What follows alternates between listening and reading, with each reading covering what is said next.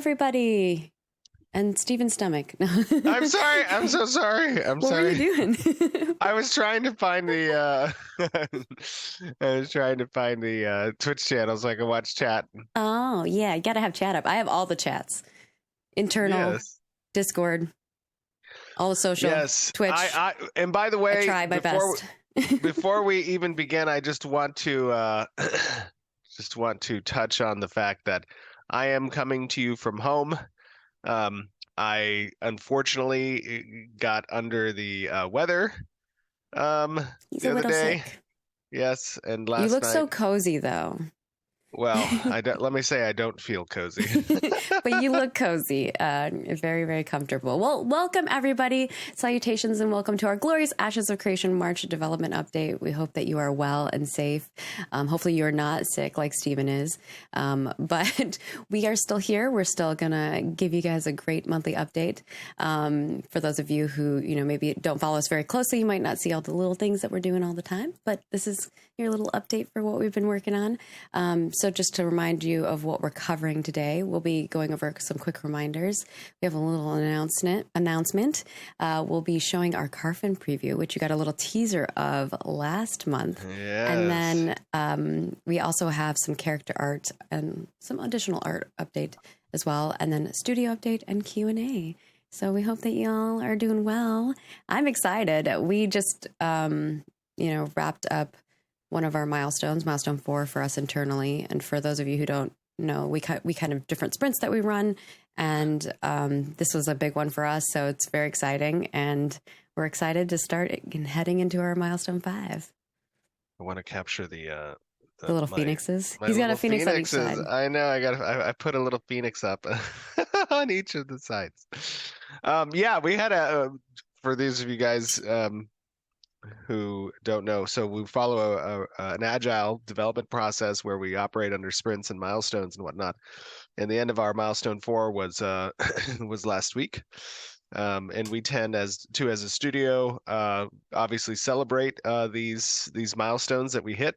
And last night, Margaret organized a very awesome evening at this really cool bowling alley brewery / like games place, arcade, and it was really cool. The team just had an opportunity to relax and get to get to enjoy each other's company in a non-professional setting. And oh my I gosh, that was cool. It was so cute. People hugging each other and just like having a good time and chatting about work and like not work, like, having fun chatting about work, not like. So I also work. just want to, before we get into things, I want to say, like, last night I hadn't bowled in years, probably. And I guess age is really catching up with me.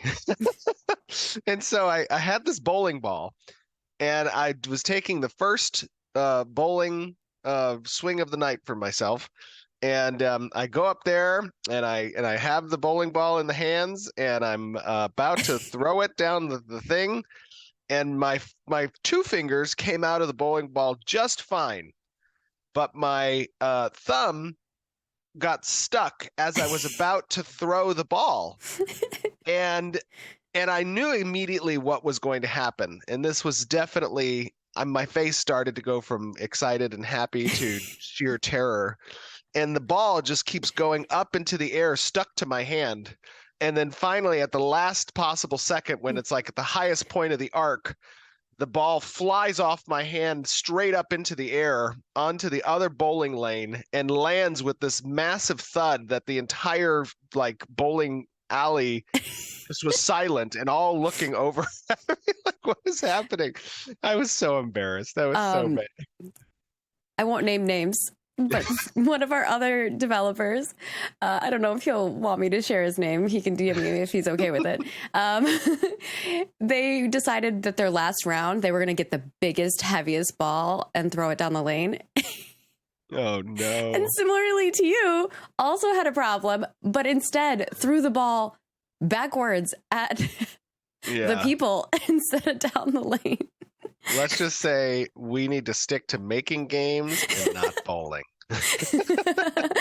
But regardless, we had a really fun night. It was awesome. It's always great to be able to spend time with each other and celebrate our successes. And I feel like that's what makes Ashes and Intrepid a really great place to work. Is that we're all passionate. We love MMOs. We love what we're doing. We love what we're building. But also we love doing it together. And that's a super super cool experience to have. I think from a workplace environment standpoint. Not a lot of companies foster that type of atmosphere, and I think we've done a really good job at that. Yeah, So and it maybe was in the very studio fun. update segment, we'll talk a little bit about what was done in Milestone for and what we're moving towards.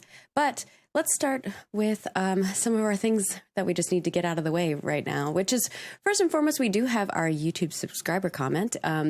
If you don't know, if you subscribe to us over on YouTube and you comment as a subscriber on our development update video, you could be chosen to be spotlighted. And today's spotlight, I will switch over to that scene, is from Papa Smurf 6834. And their question is, are we months away from the Alpha 2 or years, plural? Any kind of indication of the timetable would be greatly appreciated. And I think from my team, they would also love for us to set that expectation because they deal with this question all the time. And so I'm kind of throwing it to you, Stephen. Yeah, absolutely. So, this is a common question. Desiring minds wish to know. We are not years away from Alpha 2, but also Alpha 2 is not right around the corner. As a public project, as a project that is visible from the outside during its development, it's important that we execute well during these testing phases. And early on in the project, I made some missteps in when we were anticipating coming to certain testing periods. Obviously, I have learned a considerable amount over what it takes to build these games over the last 6 years. And we made a promise to the community that we would not give dates again in the future unless we were very certain that we were going to hit those dates, or at least be very close to hitting them. And so, as a result of that, we have our internal schedule. We have our internal milestones. We have our production roadmap that we operate from, and the teams operate very well from these expectations internally as well. But to answer that question, no, we're not years away from Alpha 2. Internally, we are going to be doing some testing probably late this year and early next year as it relates to Alpha 2. And Alpha 2 is going to be, kind of a slow roll out of testing. So our desire is to get in as quickly as possible, test some of the core systems and loops that we've integrated, since our Alpha 1, and get those vetted by player feedback and experience that we can iterate upon, essentially, and get an opportunity. And that's going to be all public, right? You guys know that Alpha 2 is a non-NDA'd environment testing. But prior to Alpha 2, we will test some more spot-oriented testing with some of the Alpha 1 testers and/or PI, leading up to what would eventually become the Alpha 2 launch. We'll probably start with PI so that we have a smaller group, and then we'll add on to it with our spot testing with Alpha 1 users. And then as we're ready, we'll bring in Alpha 2 users, and then, then we'll go more public with the big stuff. And I think all of us have experienced launches of games or testing platforms that we felt needed more time from a consumer, from a player's perspective. Our approach, our philosophy is that essentially the game will be ready when it's ready. We're not striving for perfection. We're striving to achieve what the core loop is anticipated to be, what we've promised, what we're building right now. That is the goal. And we understand just how important it is to succeed during these testing periods And obviously for launch, because MMOs traditionally really only get one stab at that launch. And they can, work to improve the game after launch if there's hiccups and whatnot that we've experienced, obviously. But really, we want to execute well on that initial launch. And what that means for us is we have to spend that time to ensure that what we are building is sustainable, is extensible, is performant, and represents what the core philosophy of gameplay loops are intending to be. And we're building a massive project. I mean, this is probably the most ambitious fantasy MMORPG to date at a launch frame, right? Obviously, other products, other franchises have had a decade plus to introduce and trickle out content. And one of the difficulties of launching an MMO, a new MMO, is that you have to compete or try to compete and contend with all of that content that's available, because it creates a really strong social elasticity for the players of those MMOs. And we want to be ensuring that our core gameplay loops are enjoyable, are fulfilling, and have content that keeps players invested for a long time to come. And because that's our goal, and we have a lot of those systems to build, the team is hard at work creating them in preparation for Alpha 2, which is probably going to be it is going to be one of our biggest test environments up until launch is Alpha 2. I mean, that is a major slice of the game. So, I mean, like Steven said, we only get, one chance for first impressions. So it's very important for us. If Alpha 1 hadn't had gone as well as it did, people might not be as excited for Alpha 2. So thinking about the future of that and the longevity of our project and making sure that people are, going to love what we're creating as much as possible. And as we've said many times, we're constantly going to take feedback. And there are, decisions that we've made as, on the design front that we want to come to fruition. And we know that sometimes it's not what you guys are always interested in, but we were like, give us a chance, play it, give us feedback, and we will, alter things as we go forward. But I think we're really excited, just as excited for you guys to join us and see what we're creating. I mean, from a developer's perspective, there's nothing greater than seeing someone enjoy the product that you've created. And, obviously we all want to enjoy it too. I think that we've had a lot of fun internally, which we might be sharing some of that internal fun with you guys next month. But I like, we've definitely, trying to make sure that we're creating something. And I think one of the things that people might not realize is that MMOs take a really long time to make. That's why we're like, this is a journey that you're going on with us. You're getting to see what development is like. And I think that from the get-go. From the get-go. And what's going to be fun is you're going to get to see that journey. And then when we look back on this at launch, we're going to be like, wow, it's crazy seeing how, even now, looking at what was the beginning of Ashes of Creation and what it is now, is crazy. The cool thing is that journey is likely going to be expressed as even part of a documentary when we're done with this thing, right? We record all of our meetings, all of our sessions, everything is kept on a record.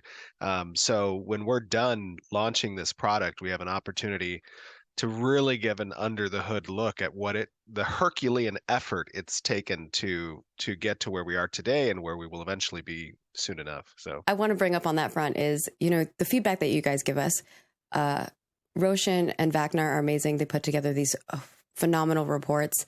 We record those meetings that we have with the designers and developers when we go over that feedback. And it's really, I can't wait for you guys to see that side of it, where you get to see hey, we really were taking in your feedback. And most of the time in those meetings, it's like, yeah, we're already planning on doing that and that and that. And some of the extra ideas were like, it's validation. That's cool. Yeah, it's validating what we're saying. And the issues that and concerns that you guys have are also the issues and concerns we have. So it's making sure that we're all on the same page. But I think it'll be cool for you to experience that and see the other side of it. But obviously we have to, be careful what we share prior to launch, just because, like we said, we only have one chance to impress people. To make an impression. Absolutely. And just a last point on that topic, and then I think we can move on. Yeah, we got to move on. we got a whole show for you guys. Exactly. Is that this journey is not for everyone. The patience it requires, the understanding, the vision in looking and seeing where something is at now and where it will be in the future. That is a very specific type of individual, and requires unique patience, I think. You know, our development, like every development, is never going to be perfect. And we're going to have, areas that slip, and areas where we can improve. And hopefully, those of you who have watched for a very long time now, our development progress, you will have seen those improvements from, day one to today and to tomorrow. And it's okay if following development is not for you. Yeah. At some point, Turn it off. yeah, Go play other games and exactly. come back when you're ready to play. And at some point, there's going to be an opportunity now to just download the game and play, Yeah. and that is going to be the experience in and of itself. So, 100%. yes.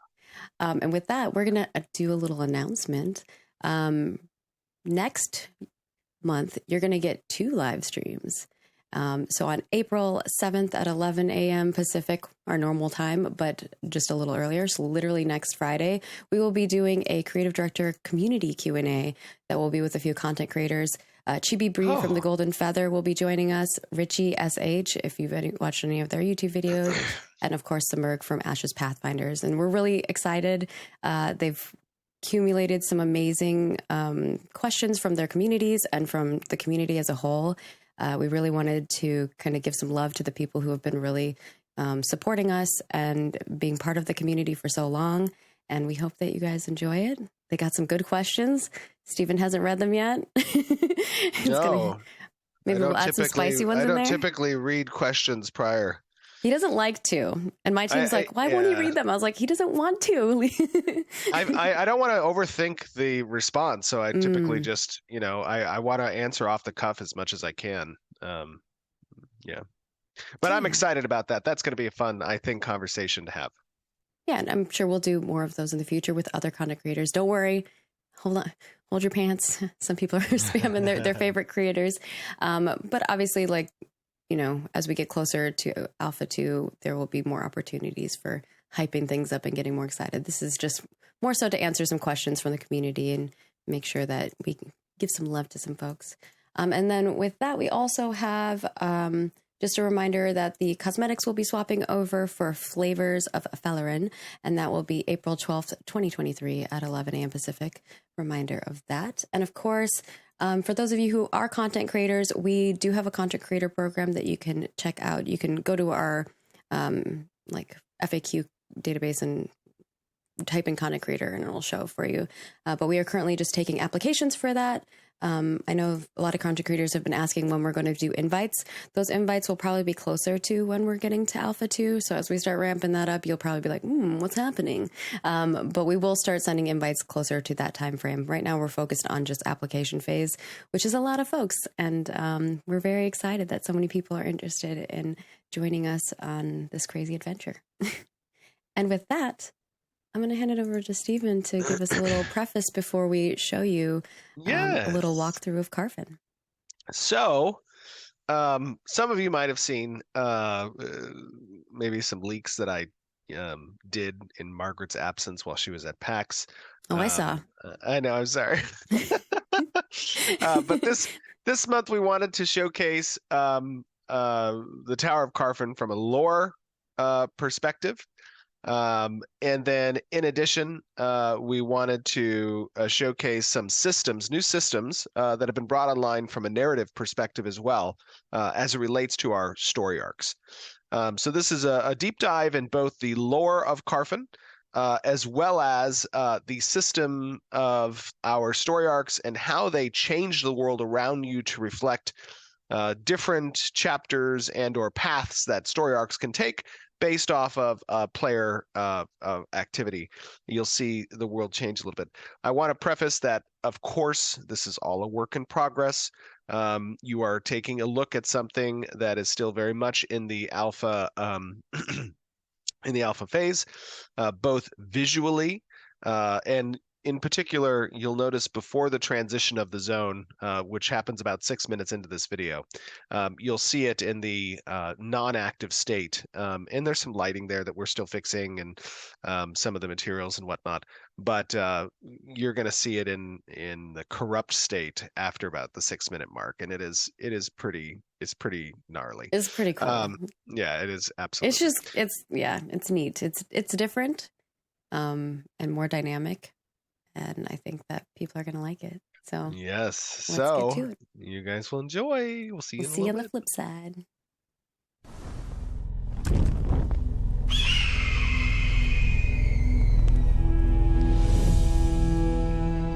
Hello, everyone, and welcome to another stream from Vera. We have been building up, I think, to this moment a little bit in the showcase for the tower at Carfen. And I think there's been some lore that we've released during last November's Extra Life live stream. We played through a portion, I believe, of this tower. And now we have an opportunity to take a look together, a little sneak peek, a small portion of this area and the lore behind it. And we're also going to take a focus with some of the developers that'll be joining us here in a second. I'll introduce them into the system of our story arcs and how that system works in reflecting the changes that players elicit from the world of Vera. So I want to introduce one of our senior designers, Scott. How are you doing, buddy? Doing very good. Thank you for asking. Welcome. Welcome to your design become reality. Thank you. Scott has been working on the narrative for this particular story arc that we're all going to see in a second, with his team, with whom we are joined by one of our designers, Aimee. Aimee, how you doing? Hi, I'm doing good, Stephen. Welcome. Is this your first time on the stream? It is, yeah. That is awesome. Aimee is one of our incredibly talented designers who is helping create the narrative around Vera. And you guys may have played some of her quests in Alpha 1, actually. One in particular is I believe it was the Lost Pages and the that spider quest. Was that right, Aimee? Were those yours? Those were my quests, yeah. Thanks for remembering them. I know, they're great. Yeah, I'm super excited to join today. Well, we're very excited to have you. And then, in addition, we have what is soon becoming a regular on the streams, Mr. Jeremy, one of our senior designers. How you doing, buddy? I'm doing good. Happy to show off Scott's masterpiece creation here. Yeah. Easy. Story arc. Oh my goodness. Laying it on thick. I know. Wow. Love it. Pretty exciting. It is exciting. It is exciting. I mean, I've always said that nodes is the new hotness that we've been showing, and story arcs are the new hotness we've been hiding. Yes, agreed. Totally agree. So one of the first things that you guys are going to notice in this environment is that we have this perspective of the tower, and I think, Scott, do you want to talk a little bit about story arcs as a system? Yeah, sure. So it's helpful, I think, to think about story arcs as kind of like a prepackaged tabletop campaign. They contain like all of the NPCs and quests and monsters, like all the things you need to make a cool fantasy story. They're not procedurally generated. We author them, we write all the dialogue, and we construct all the narrative beats and everything like that.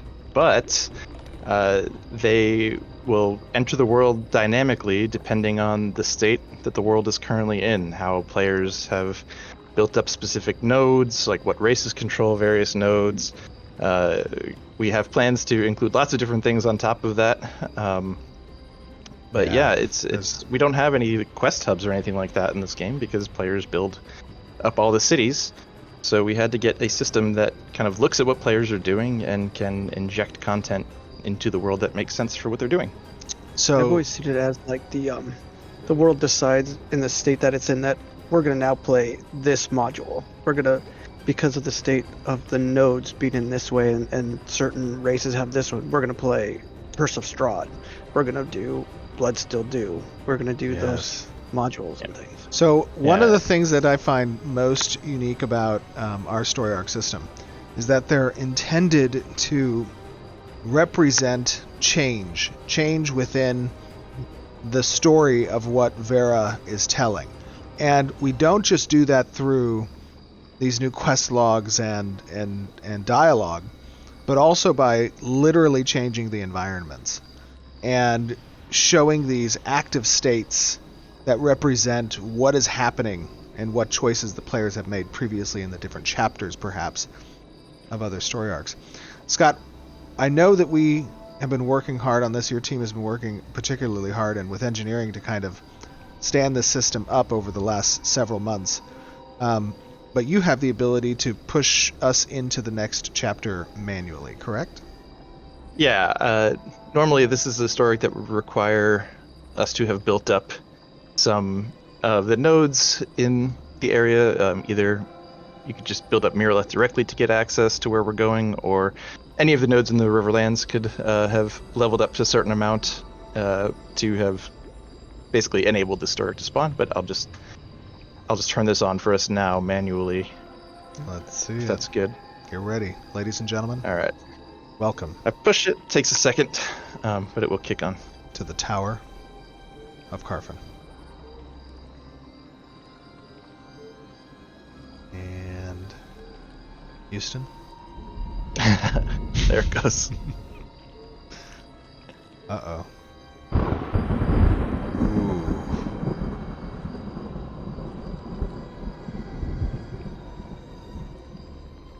Oh, things are getting red. The complete What is that? The darkness blood. is coming on. Oh, This the thing over blood here? still dew? There it is. It's paying right now. Oh my gosh.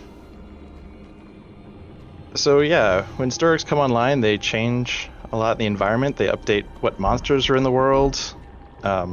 They create quest NPCs. You can see Orin. He's not normally here. We've moved him for the sake of this. And then yeah, new pathways can open up through the environment. Is the bridge moving? Yep. Oh my gosh. Oh, that's nasty. What are the vines? It's it's corruption. There's a very terrible curse is sort of remaining here after a sort of desperate spell was cast during the Harbinger Apocalypse. You saw a bit of that spell being replayed at the top of the tower there. But when the Ancients were advancing toward the Aelan capital, where Carfen is sort of strategically positioned between where the Harbinger comet landed and the Aelan capital, the mages here, and Carfen was known throughout the Aelan Empire for its magical prowess. The head mage here did a very desperate and dangerous spell to slow the Ancients' advance, and that you're was to seeing buy now the is the time result. for the capital of Ayla, where they were building one of the divine gateways. Yeah. Exactly, yes. Divine So portal they open and people to get out. right, they needed more time. They needed to make space for them. They did something pretty terrible to do that. It bought them the time, but as you can see, this once great city has suffered a great cost. Wow, this is cool. I like the little jump puzzle. This is awesome. This What bridge is that? isn't here all the time? The story arc helped this bridge form. This bridge might also appear if you've leveled up Miraleth enough to create kind of this pathway. Otherwise, there's other ways to get there, but more dangerous ways. Is that a what is that down there?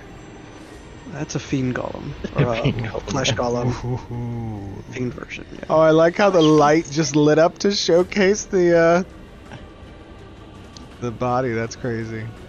That's super cool. And so now the the spawn tables around the city of Carfin have changed as a result of the story arc progression. Right. So normally, when the city is not in its cursed state, you've got a whole subset of like constructs and various other like arcane things, like you saw the animated armors and stuff like that. While the Fences, yeah. while the curse is in effect, we've got these watchfulls, these seekers here, who they have their own sort of story and reason for being here while the curse is active.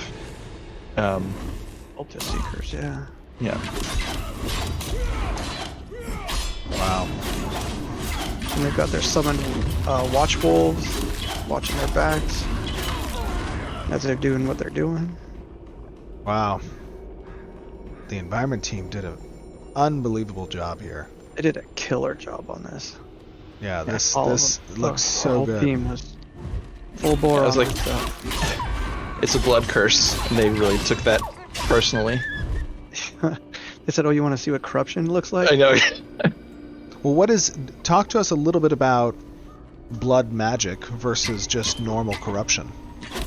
So yeah, blood magic is a sort of illegal kind of magic, and using it in any amounts creates a certain amount of corruption in the caster, and that corruption can bleed over into the environment and things that they draw essence from in order to cast those spells.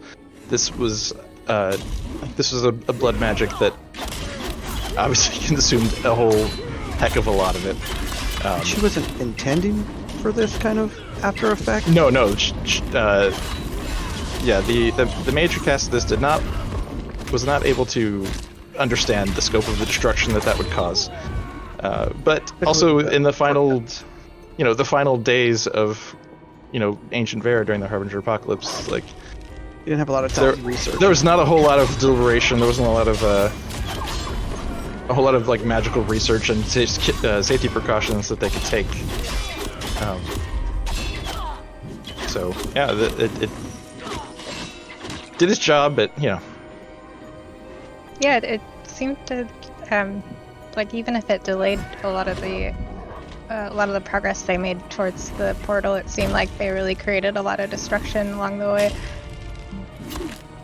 Carfin itself has a lot of history built into the environment here too. You'll see lots of statues and stuff around that go into it. One of the five main city-states, 5 primary city-states of the Aelan people. Then they would form into the Aelan Empire following the Great War of the Undying with King Atrax. Right now, so many people are just like, oh my god, we're finally getting lore. Oh, we could go all day on it if you want. We could, yeah. Well, we don't want to give it all away. Well, the story is kind of told over the course of 4 phases, 4 chapters. Each chapter will update spawns, change the quest givers, change what quests are available, and that's across the server. It's not like your individual progress phases, that is. The actual quests themselves, you can progress kind of at your own pace, but as long as it's within the window of that quest's phase being active. I mean, who honestly has this much blood to spare? This is crazy. This is... We're actually trying to figure out the science of, like, if you took an entire city's worth of people, how many cups of blood would you have? Probably not very many. Less than you think, but it wouldn't be as dramatic if we were super realistic with it. Oh, it's magic. Yeah, it's magic. Blood is persistent and eternal. Yeah. Unless we can do something about this curse.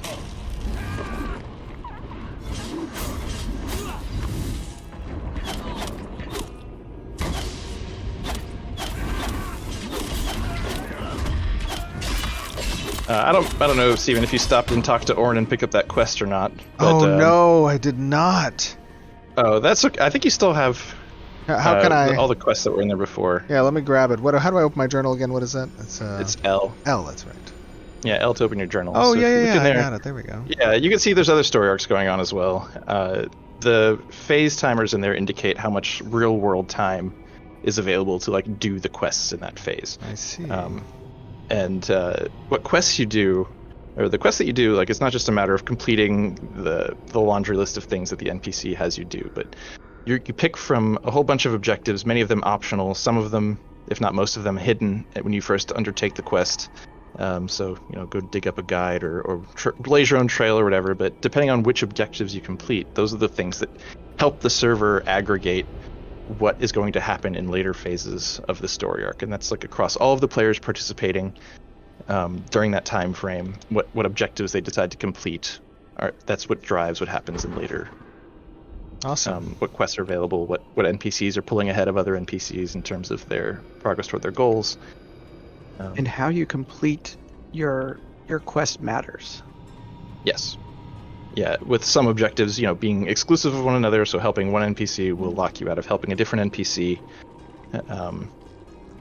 So yeah, it's we oh. Oh no! Wow, I'm just taking in the sheer beauty, but also like a kind of gross beauty of this environment. It is so eerie. I think even the corrupted trees, you can harvest them. You find some of them that you can harvest and chop them down. Oh, really? Yeah, they're a little bit hard to spot though. Well, also, I believe that as part of these environments changing, you're also activating rare resource spawners that might only occur during certain events. Yeah, that's correct. Definitely. So yeah, like corrupted soul bloom, and that was one that Corey had just put in.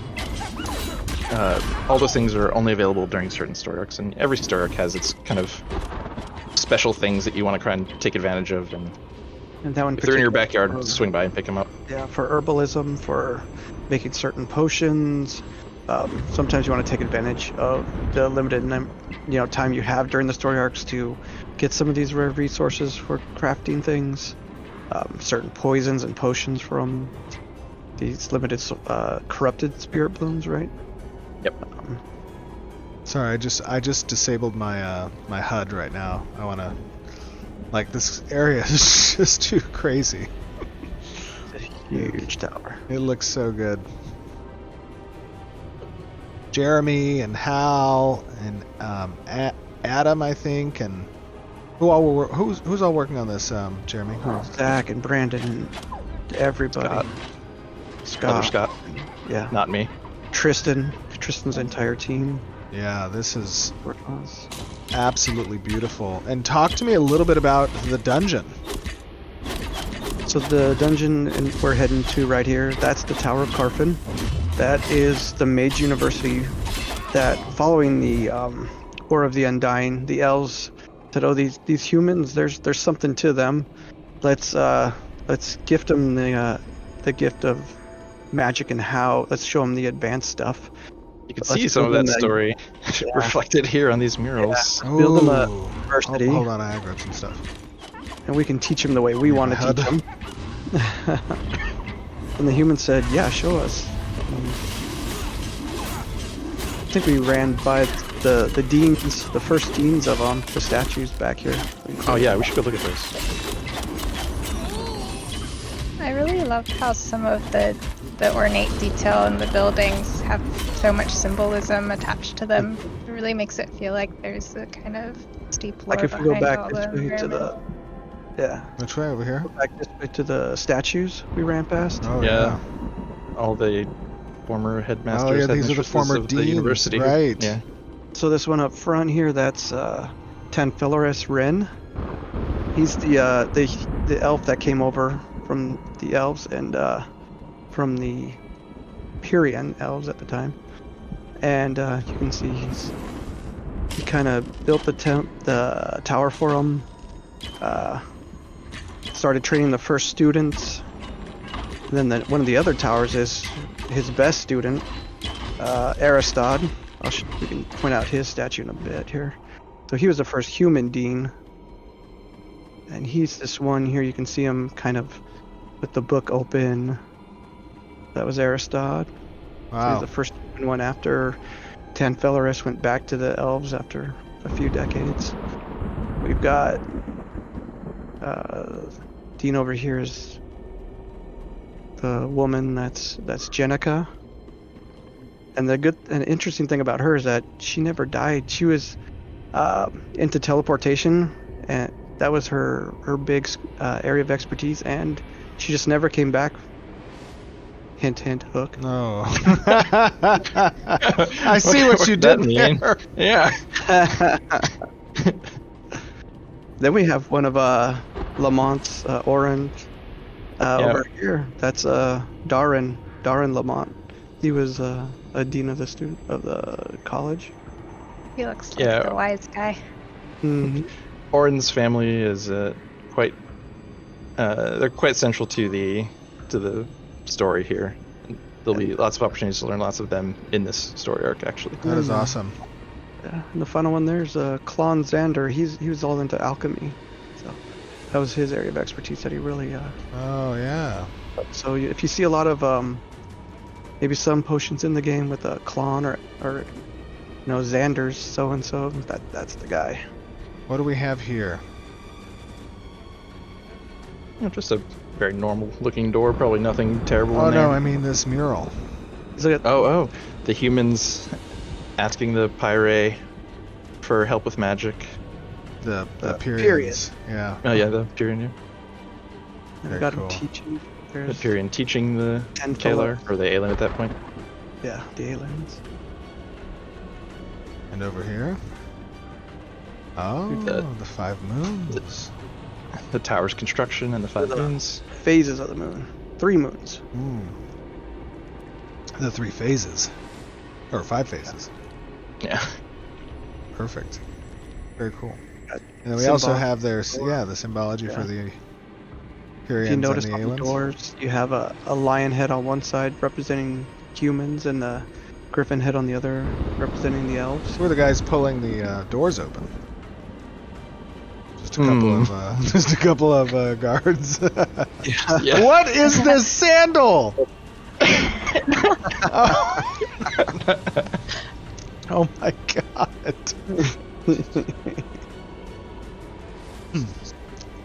I'm sorry, that made me cough a storm. That is hilarious. That is hilarious. I love it. Alright, so what is our objective here? What are we looking for inside right now? Now this is just the entrance, the foyer of the tower of the university. Yeah.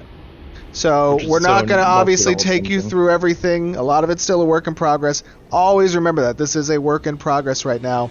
This is part of the Alpha 2 experience. You'll be able to explore, delve into this dungeon. So, what are we going to see in here? Even more corruption and blood. More blood, for sure. Ooh, I like the bell. The gong is cool. I guess it is a bell. Bowling. Oh my god.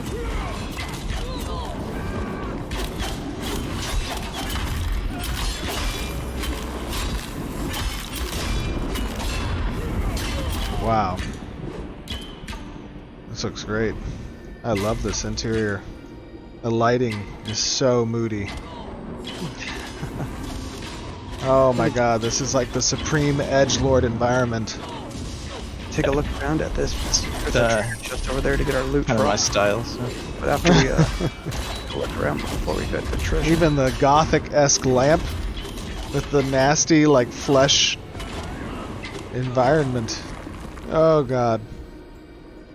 Ah! We have some loot. Is this like a treasure chest? That's a treasure chest. Whoa! Or not. Oh, no, not like that. Nuke it from orbit! Nuke it from orbit! Oh, thank you, perfect. Where'd it go? Where did it go? Behind us now. Oh, come here. Oh my god, this thing is crazy. Look at it. These are just the entrance mobs? It's just the entrance, yeah. Oh no. Oh. No, this guy is nasty. Now these tend to do some nasty things when they die, right? I mean, this is basically like a, what is this, a hoarder? AKA a hoarder. mimic? No, I'm just kidding. This looks... Baron Hoarder. Get away from it! Get away!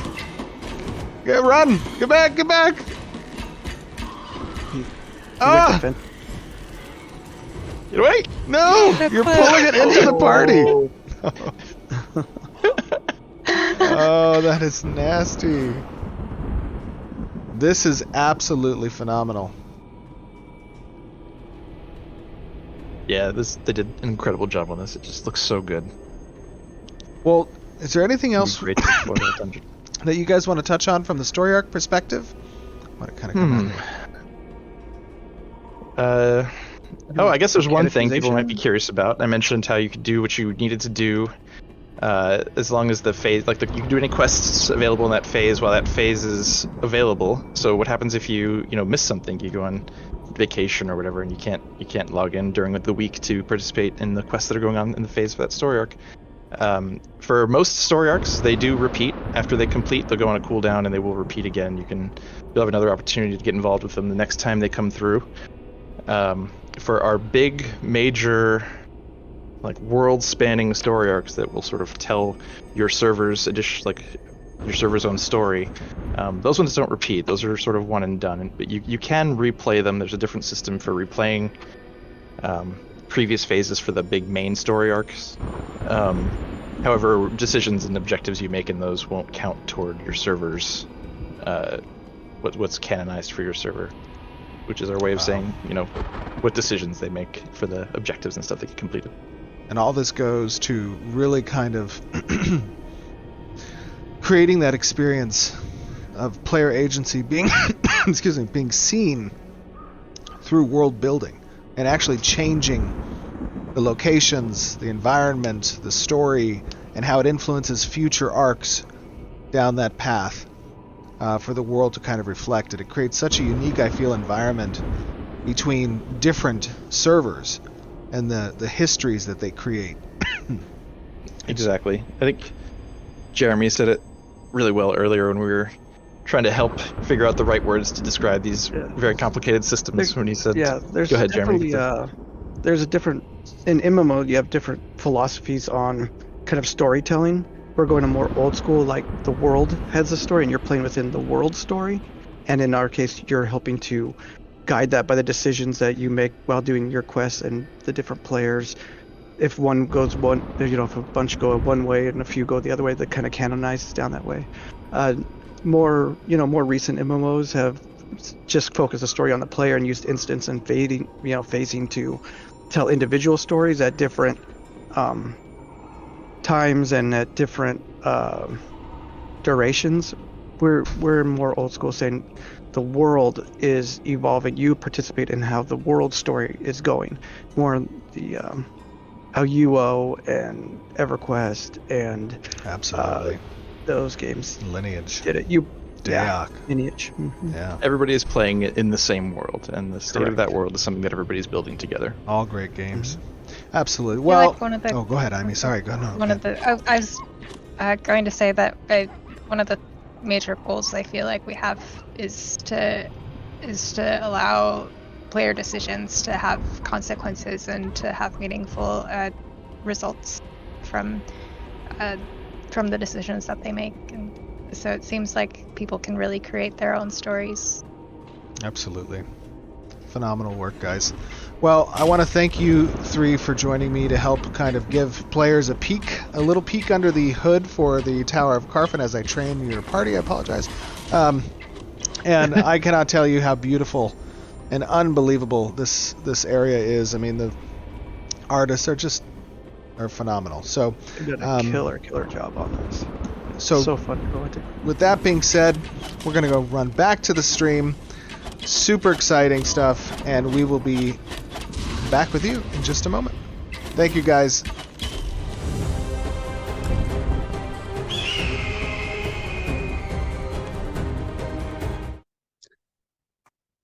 Woohoo! Love seeing the reactions in chat whenever stuff started changing on the screen. I was like, yes. We hope that you are as excited as we are for like, the dynamic questing system and content and how it interacts with the nodes. Yeah, and this particular dungeon is a big one. It is a massive one. It is the largest in the Riverlands. And it is a major quest hub for Alpha 2.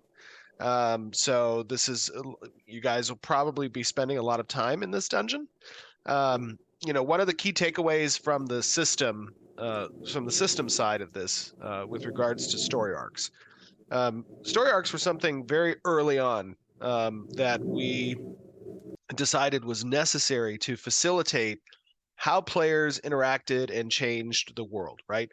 We have this context of a very world building kind of oriented game with the node system. And then we needed something complementary on the narrative side that can actually facilitate the feeling from a player's perspective of my actions have consequences, my actions direct the way that the server goes. And it had to be adaptive. And I noticed there were some questions, and I apologize again. Yeah, I've got some questions as well. But I apologize again for being sick for this stream. But we had some. I saw we had some questions about can I redo different chapters of the story arcs?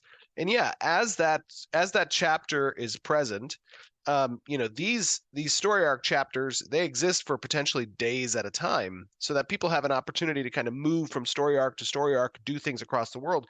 We don't want a narrative system that is like highly dependent on dailies or weeklies where you kind of feel this this need to log in to stay competitive and it becomes a chore and not really indicative of the type of gameplay I feel as MMO players we want to have. And so the story arc system is really meant to provide these many cycles of interactive and compelling stories that are occurring simultaneously around the world and direct the future story arcs that come next based off of what branch is taken as an outcome of the particular story arc. So for example, in the Tower of Carfen, there are two ways that this particular story arc can end. It can end with a boss encounter at the top of the tower, or it can end with a boss encounter that's at the ground level in the supporting city around the tower. And when one of those branches gets decided on or gets interacted with on the narrative side, that dictates future branches of the story arcs that come thereafter. So players can go back, and if you do the you do the boss fight, and your friends log in later, and they want to go do the boss fight, you can participate in those chapters multiple times, right? You're not locked out from doing it again. With the major story arcs, when the first branch is decided, that is a bit of a canonization for the server. And it creates a really interesting linear storyline and history that each server experiences differently from another. And that I feel is something that really has never been represented in MMOs before. One other thing I want to say is that for those of you who've been following the Ashes development since 2017 and 2018, we've talked a lot about how corruption, this red influence, and the use of this evil-esque type of magic influences the world around you. And this is a great example in the city of Carfen, where you can see how a variant of that corruption, blood magic variant, has its own style guide, its own indication of what is going on in this area.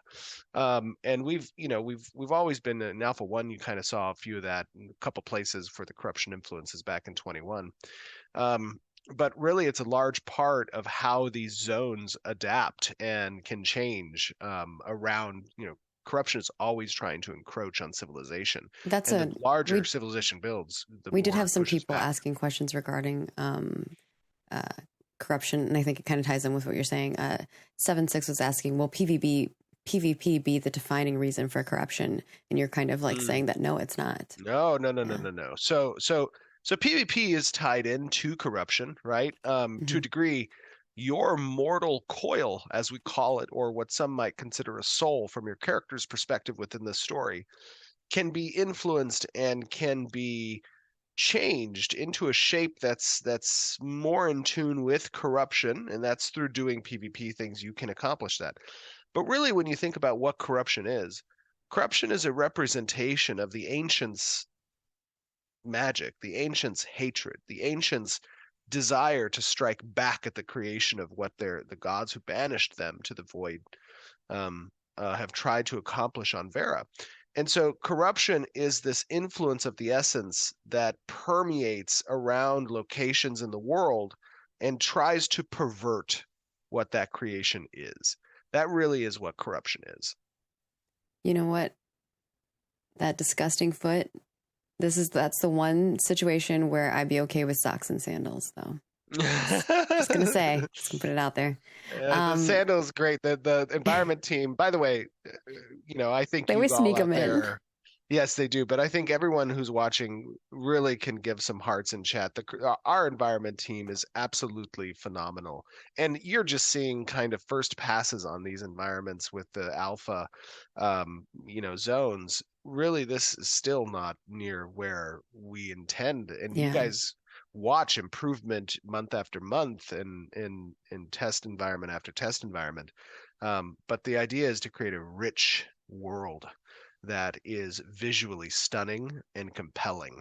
And I think that the mood of this particular zone is well communicated through what the environment artist team has been able to accomplish. And how it changes with the dynamic quest stuff is pretty amazing. So yeah, and not just our environment team, but also our tech art team as well. It did a phenomenal job in assisting creating this area. All right, I have a few more questions. I did want to mention, because some people were asking about the icon in the corner next to Steven's nameplate. That little icon is actually his secondary archetype that he hasn't unlocked, and that will change. Yes. Yeah. So the idea there is to indicate through the party UI so that you can see kind of secondary class choices that are made, and that can be changed. Of course, players can reselect different secondary archetypes through respecking, but your primary archetype remains the same, and that gets unlocked when you do unlock that. Yeah, and so people were noticing that we had one of our folks with a sword over their shoulder, and they were wondering if that's a new idle animation and when that happens, or if there's going to be more stuff like that, or if they can select which ones they have. So our animation team, Chris Myers and a few others, part of the feedback that we got from the tank demonstration when we were holding that two-handed sword was that people would like to see variants of the types of non-combat idle stances that can be had with certain weapons. And so we decided to introduce, a variant of that with having the shoulder rest on the shoulder. And that is something that we'll be exploring further to see kind of just how much runway we can get out of custom and or selective idle stances. I know we want to add a lot of flavor to the character and the persona that you that you have, and obviously idle stances can be a part of that display. All right. And then Galadian wants to know, will this environment change based on season as well? Yes. So the vast majority of environments in the game have some seasonal interaction. Some environments have 4 seasons, some environments have 2. And you can see that demonstrated, mainly through snow but when it enters the corruption state outside of weather, in that corrupt state, you will probably see a little bit less of the influence of the season, because really it's adopting that corruption, which is in and of itself is kind of a season. Yeah. Exactly. Rain isn't the same in this area. And then Lightfu was wondering, because Aimee had mentioned, you can harvest the trees and things like that. If there will be special types of trees and things of that sort for special crafted items. Corruption isn't all bad. from a gameplay perspective, from a mechanics perspective. Meaning that certain types of resources will have a corrupt state, and it will be necessary for you to acquire, we have a spirit bloom, which is a harvestable herbalism plant. But when a zone becomes corrupt, you can potentially yield corrupted spirit blooms. And those are necessary components of certain crafting recipes. And so corruption also services the idea that as these zones change and adapt to reflect, the different statuses of corruption or seasons, so do the harvestables. And that's an important part of the overall economy. All right. And then Fly wants to know, this is an open world dungeon, right? What prevents others from just waiting until you're at the boss and then killing you and taking your boss's loot? And then related to that, what prevents mega guilds from just owning an area and preventing you from accessing or enjoying it? I did see a couple other people asking this in different terminology, but yeah. So a couple things there, first of all. First thing is we don't want, in the majority of cases, we do not want to prevent another group from engaging potentially in PvP. We disincentivize it by creating safeguards within the flagging system that make that decision very concerning for the people that might go corrupt, right? And if you're in a large enough group of numbers, I doubt you're going to experience that unless there's some rivalry between guilds, in which case, there's apparatuses like Guild Wars that are more opt-in. You can drop guild tag if you want. But anyways, the competitive nature of this environment is a PvX element. However, in situations where we want to contain a particular type of raid, we will utilize instancing, and that can protect certain engagements with certain bosses, but that's really more on the 20% of 20% of the scenarios will have instancing protection like that. Around 80% of the content is open world, where competition is healthy. Competition is an instigator for soft player friction, for potential cooperation, for the ability to yield alliances, and the political, theater that comes with it. So that's an intended part of the PvX design of Ashes. It's a core philosophical point. All right. And with that, and just to be clear, that is not for everyone. We are not trying to make a product that appeals to every MMO gamer. That's impossible. And so we've been very upfront and forthright with what we are trying to accomplish and what our core pillars of philosophical design are.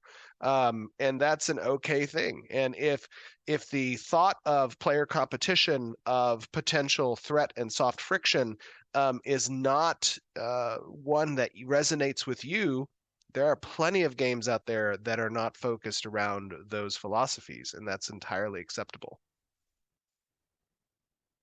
All right. With that, I'm going to move on to our art. We have a lot of cool art to share with you all. The character and concept teams have been kicking some booty. And the first one here, actually, you saw these, but I think being able to see them kind of in like a 3D element here on their own. These are the statues from Carfin that were being worked on. And you can just see, you saw how massive these things are, but the detail. And as Jeremy, I know, was talking about the lore behind these different folks, except for I don't think they had the ones that were holding the chain, they didn't have the lore for that. But I'm sure they'll write something up if they haven't already. But yeah, they've gone into a lot of detail for these people and like what they're wearing and what they're holding and the symbolization of that. Yeah, and these are great. Go ahead. I was just going to say, I love the massiveness that it really adds to the environment to have these large character statues. And they are, as you guys heard from a lore perspective, they have great relevancy to the story of what came before your people. So it's cool to kind of dig into that, and it'll be weaved throughout different narratives as well. And then you did see in a previous live stream a few of the Carfin weapons, and these are just some more that are being worked on. Very exciting. So I'm sure folks will enjoy getting fat loot. I know there was questions about why the Hoarder didn't have loot. There will be loot, my friends. Yeah, Don't worry. Remember, everything you guys see, is not going to be fully comprehensive of what we would expect in a finished MMO product. You're getting snippets of very specific demonstrations, and this one was about the area of Carfin and about the story arc system. So we're very still in development, very much so in development, and because of that, we're aware of what's outstanding, of what we want to show. That doesn't mean that we're not cognizant of that fact. You guys are seeing it. We know it exists, and we have things that we're still working on, and that's acceptable. Of course. And I like Alex Xavier's they're a baby hoarder. They haven't found stuff to eat yet. Yeah, a little baby hoarder. It is a small one. I'm sure there's going to be bigger ones. Yes. And then, of course, we have, like you saw, the little pustulas in the world, creepy, gross stuff. Yeah, those are You can kind nasty. of see the concept of those. We have some costumes. This is the Autumn Collar. I know they're trying to get this in for some NPCs that they're working on. Looks great. Yeah. And then also the Giant Slayer. Love it. That looks like a very painful armor to fight against. Well, I mean, there might be a reason why we need the Giant Slayer armor. It's called Giant Slayer for a reason. And then we've also got the Alpine Baghorn, which is awesome. So cool. Like, he's cool. It's so fluffy. Next up, we have shown some of our race additions as we've gone forward and adjusted things. And now we have another update of a couple of them. So we know we got a lot of feedback on our dwarf friends. And now you're getting to see a little bit more of the female dwarf here. Her mutton chops. I love them. A little bit more Very stout. cool. Yeah.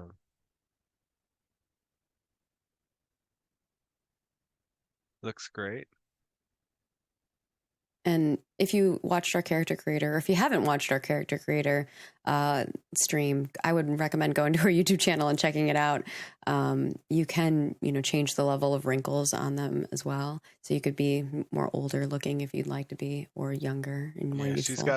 She's got some intense crow feet going on there. All right.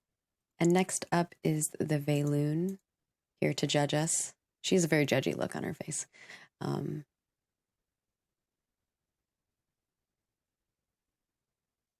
mean, she could just be very discerning.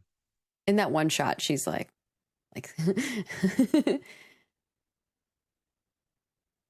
Love these guys. They look great. Yeah. And we've talked about their kind of the relation to the Jinn. And you're going to get to see a little bit of that today. So stick around. Okay. And it's pretty sick looking. So that's the female. And then we also have the male.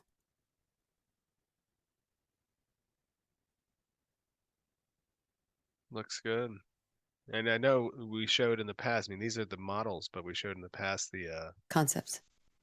So you can see how one-to-one these concepts are to the model. It's great. The artists do such a great job. Our artists, I mean, we were getting some hearts in the chat. Not only our environment artists, but like our character artists. It's just bonkers. And just so you guys know, Intrepid is an entirely independent, meaning nothing that you're seeing here is outsourced, comes from another studio. This is all our internal art teams. Mm-hmm. So it was very important to us that when defining the look and the visuals of the world, that we create that internally. And our art teams are phenomenal. Yeah, thank you guys for being awesome. Now, the Jinn version. A little teaser. Oh, that's cool. It's got some of the Um, some of the darkness around the eyes, got the Mm. emissives on the forehead. And on the skin too, like the tattoos. Very cool. Yeah.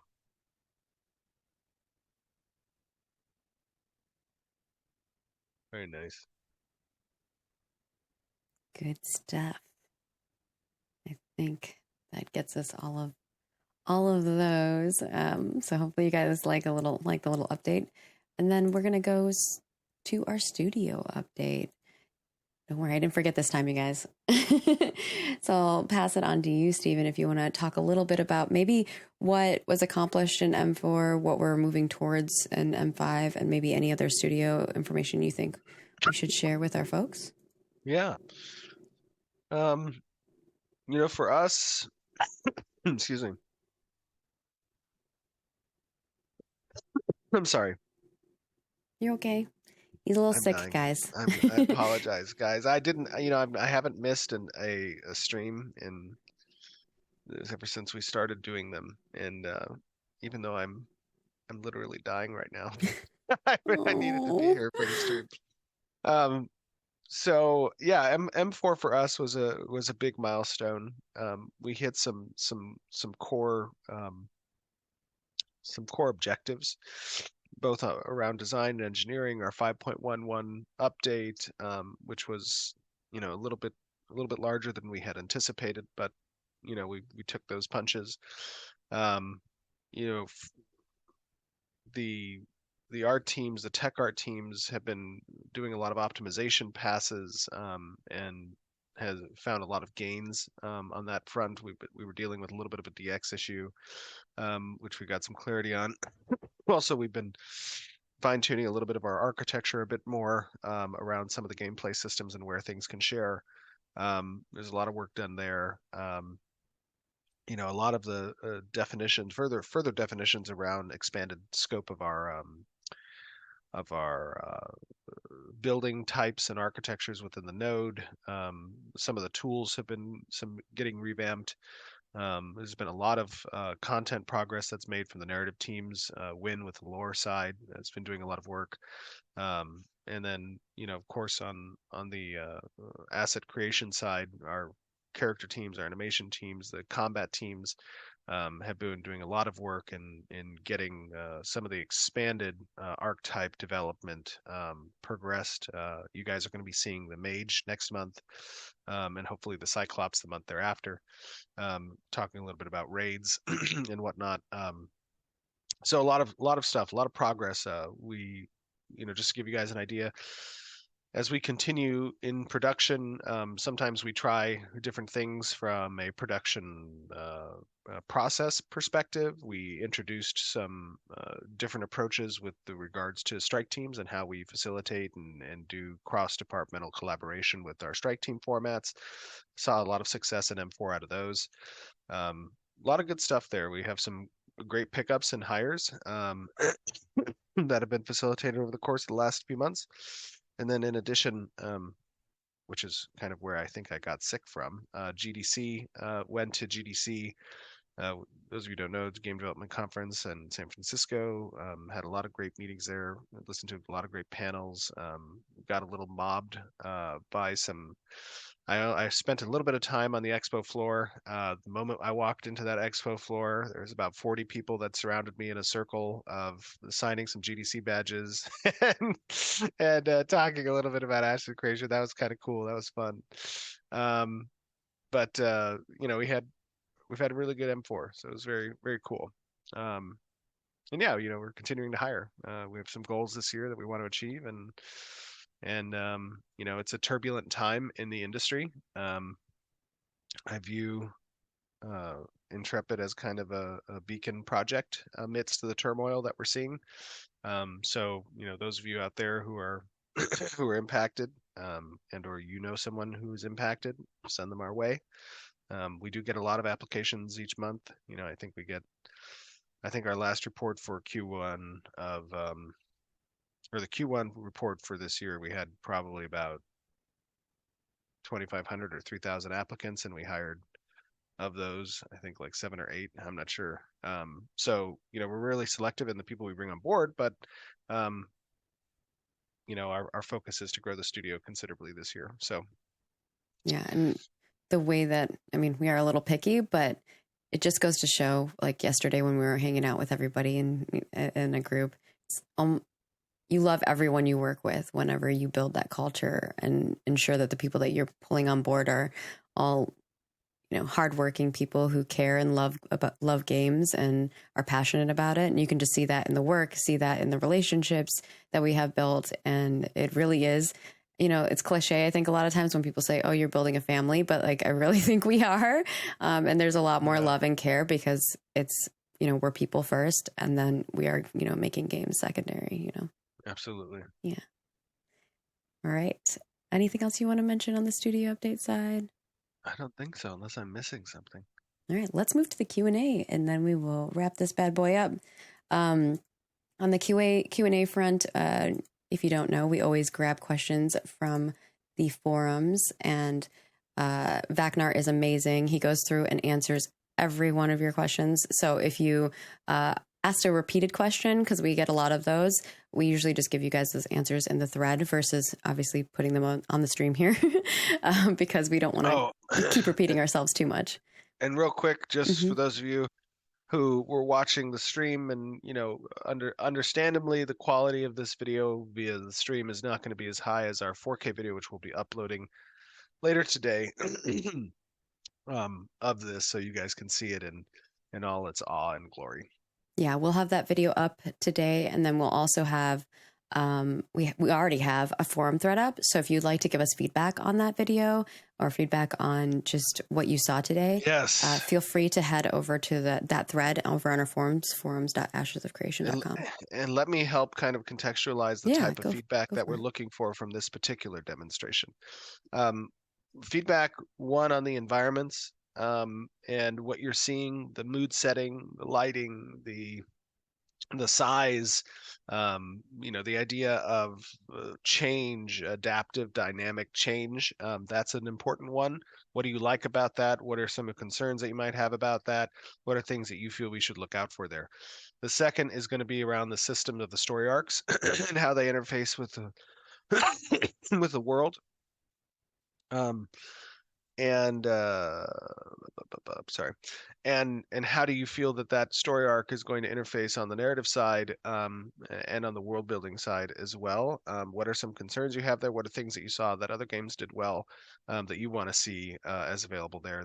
Those are important points for feedback. Obviously, the whole purpose of our open development is to garner that feedback so that we don't end up on day one of launch with a game that people didn't ask for and don't want. So this is our opportunity to pulse check.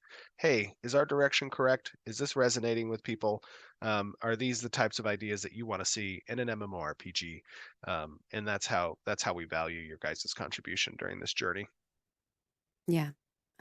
And I'm sure Vacnar is frantically updating that thread now with those questions for context. But we'll get into the questions. And this first one is from Casti, and they would like to know about mounts. Will mounts always be animals, or will we have inanimate objects like magic carpets and magic brooms too? I'm sorry. Can you repeat that one more time? Yeah, no problem. Will mounts always be animals, or will we have inanimate objects like magic carpets and magic brooms? Mounts are generally animals in Ashes. I'm not going to rule out there's not an opportunity in the future to have, and we might have in the past. I'm not sure. I would have to double check. But for the most part, they're animals. And if there are non-animal type mounts, then those would be very bespoke and unique. Yeah, we have more caravan-oriented things for stuff like that. Yeah, and one thing that we would do that we wouldn't do is move into the steampunk type territory. Steven hates steampunk.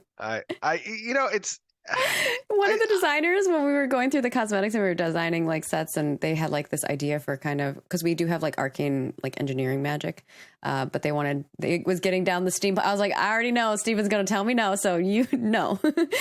Yeah, I mean, for me, I'm a very high fan. It's not to say that people can't do steampunk well. I've enjoyed some steampunk stuff, but I'm a very high fantasy oriented type of storyteller. And the inspiration for Ashes obviously comes from my Pathfinder campaigns that I ran long ago.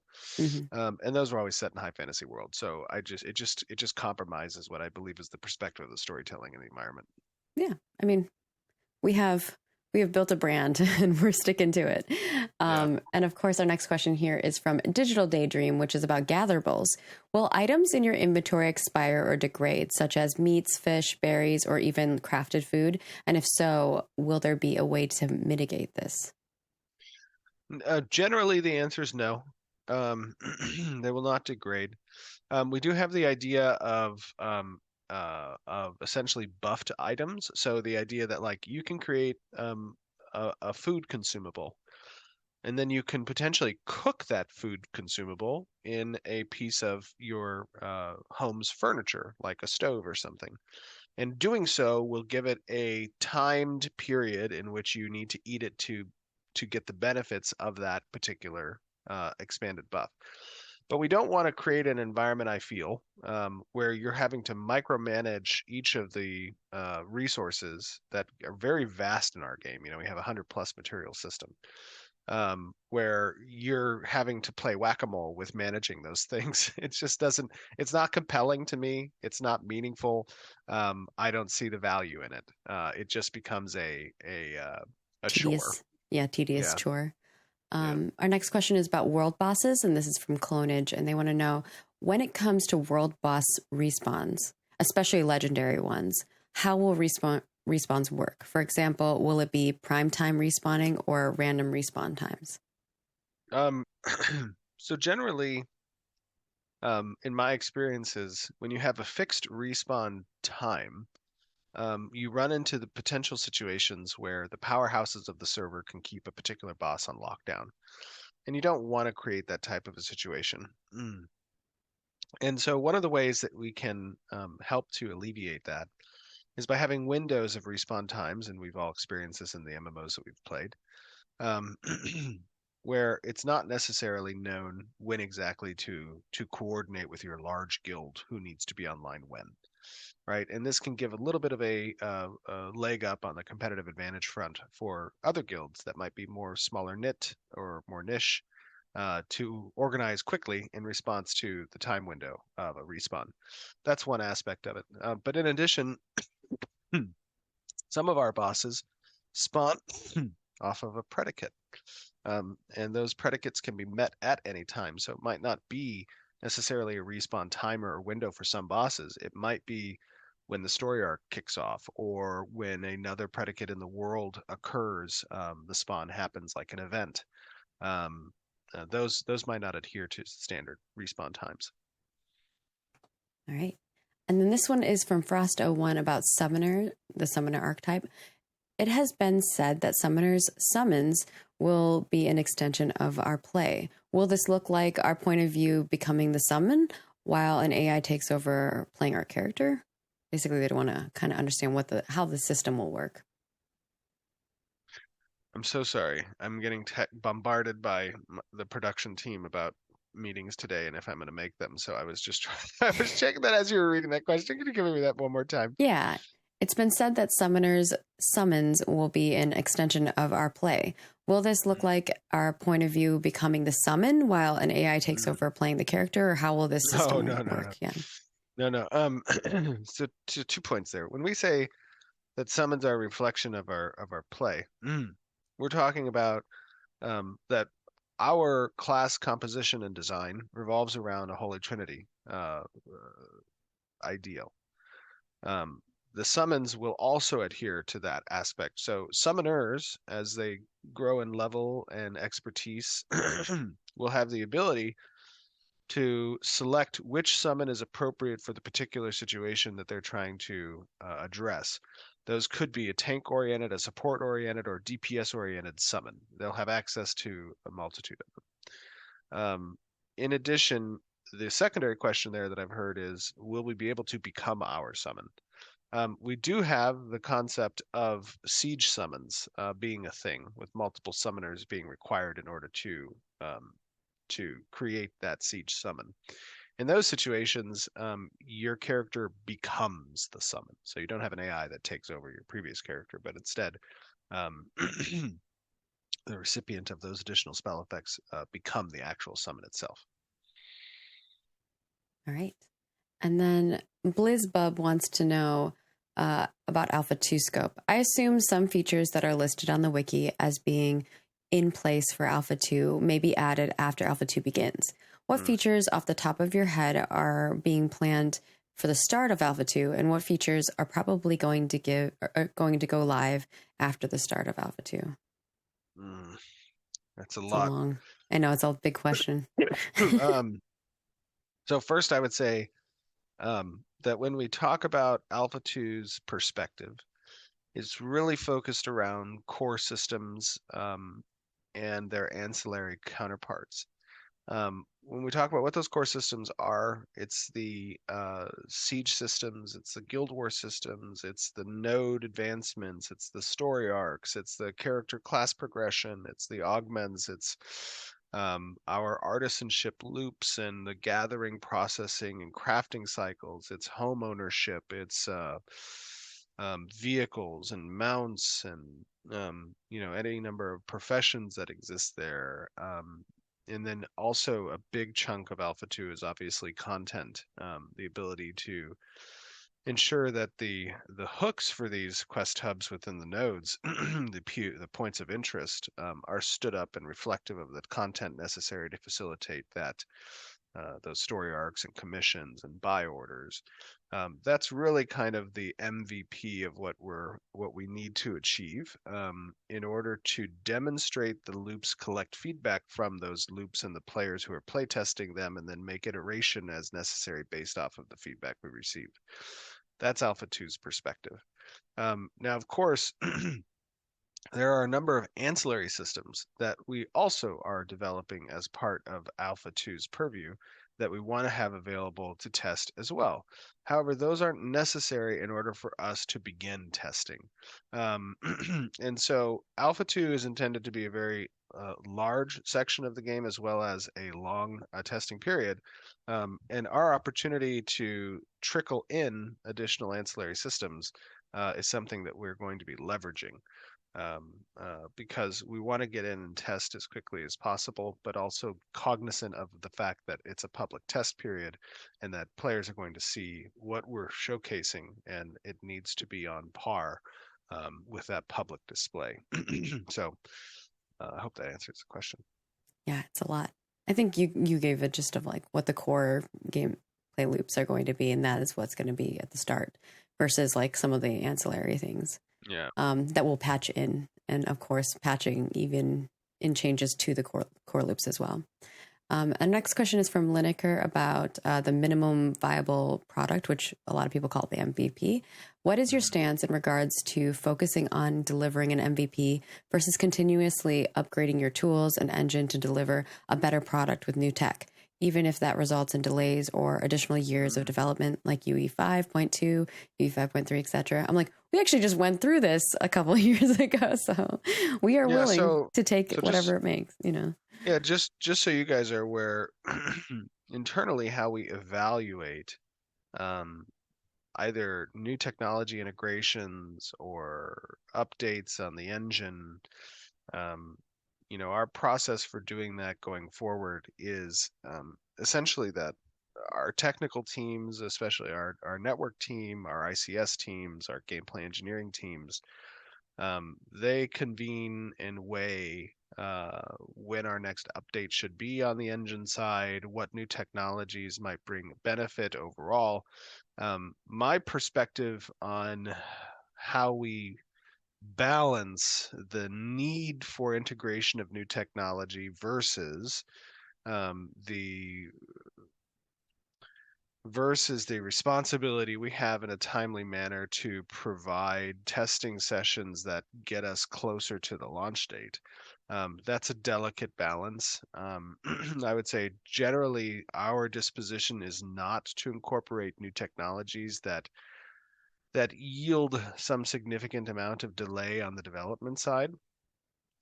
We very much take the perspective that we're capable of adjusting and or integrating those new technologies post milestone, post launch, if necessary. at some point we'll stop updating the Unreal Engine, you know, in development until launch. That point hasn't come yet, but of course, the larger the project grows and the more customized we have, the more custom we make the engine for our backend needs and for whatever else, merge conflicts can occur. Those merges can become big and painful, and the update process gets more painful. So to answer your question shortly, we have a team that kind of evaluates what direction we need to take there. And at the top of my mind is always, let's not incorporate delays as a result of leveraging new technologies. Yeah, we do a risk assessment and we decide what we do want to do, what we don't, what we're willing to move forward with. There's a lot more that goes into those decisions. And so Chance-a-Lot wants to know about passive skills. Does your choice of secondary archetype affect what passive skills you'll be able to have available to you, or are those locked in by your primary archetype? That's a good question. It's something we've discussed actually in the past, and we still haven't landed on a conclusion yet for the passive abilities, and whether or not there are new ones that are introduced with the secondaries. My inclination is that we will lean towards that direction, but it's really something that we're going to be testing as probably part of Alpha 2, and getting feedback on that. All right. And then flagging as a combatant is coming. A question from Nice Gaming, wanting to know, aside from contesting open world resources or dungeons, are incentives being considered when you flag for PvP, such as you get more XP or you increase your resource gathering yield, etc.? The only incentive.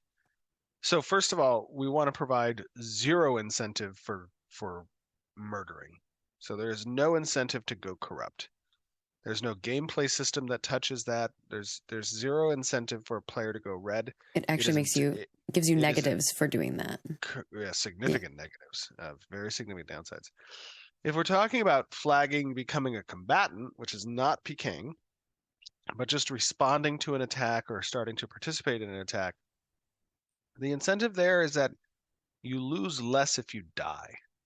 So if you die while flagged, not corrupt, but while flagged, you will lose less experience on death.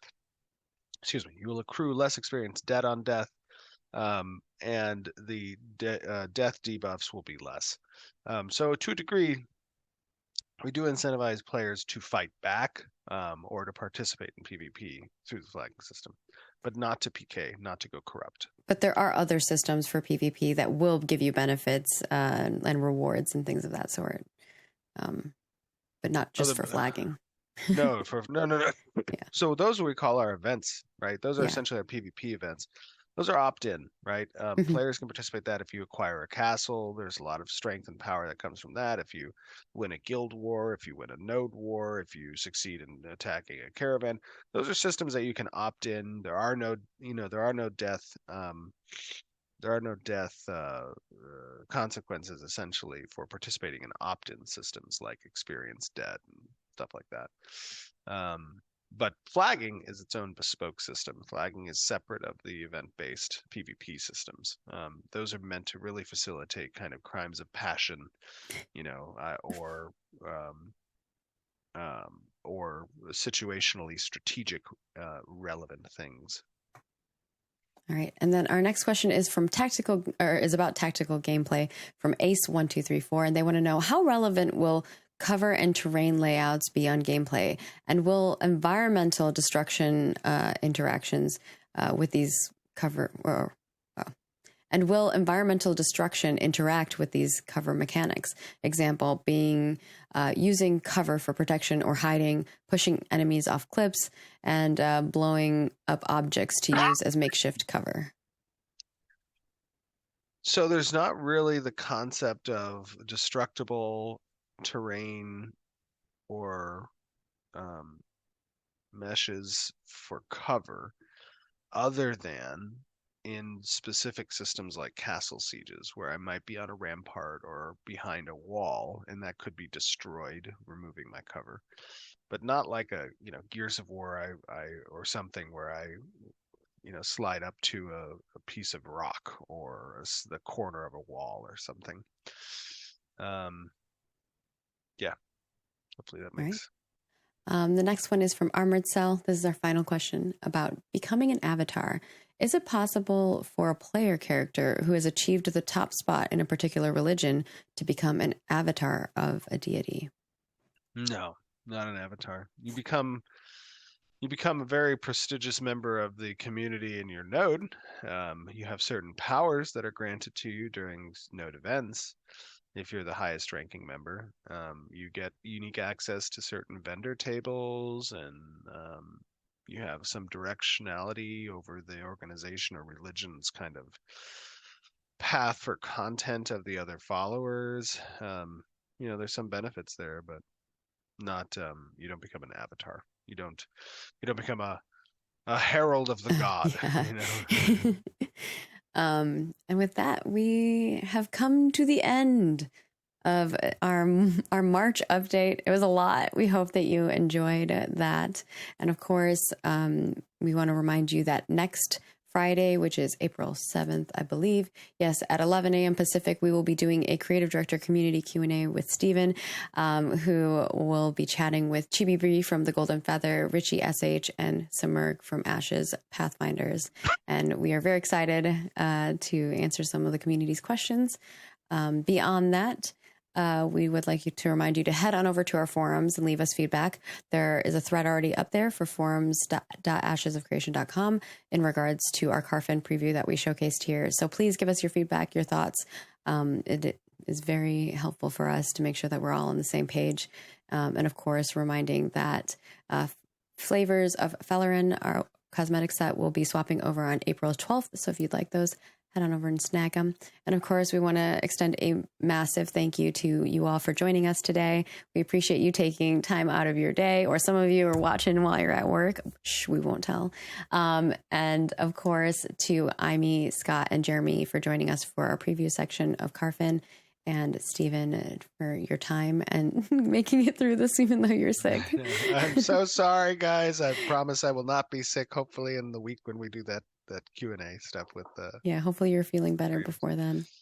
Yes. And with that, we will be wrapping it up. We hope that you stay healthy and safe, and you have a wonderful month, and we will catch you next month for another development update. Remember that the VOD for this will be up on Twitch. We'll also have the high res VOD of like the Carfin preview up on YouTube. And then this full VOD will be over on YouTube. And if you leave us a comment and you are a subscriber on the development update video, you could be spotlighted in next month's live stream where we'll answer your question. And of course, follow us on all the places, Twitter, Facebook, Instagram, everywhere. We are constantly posting things almost daily. So if you want to interact with us, head on over there. And of course, on the forums and Discord, we're always available as well. So please pop on over there and join our community and partake in all the fun. And we will see you next month. Toodles. Bye, everyone.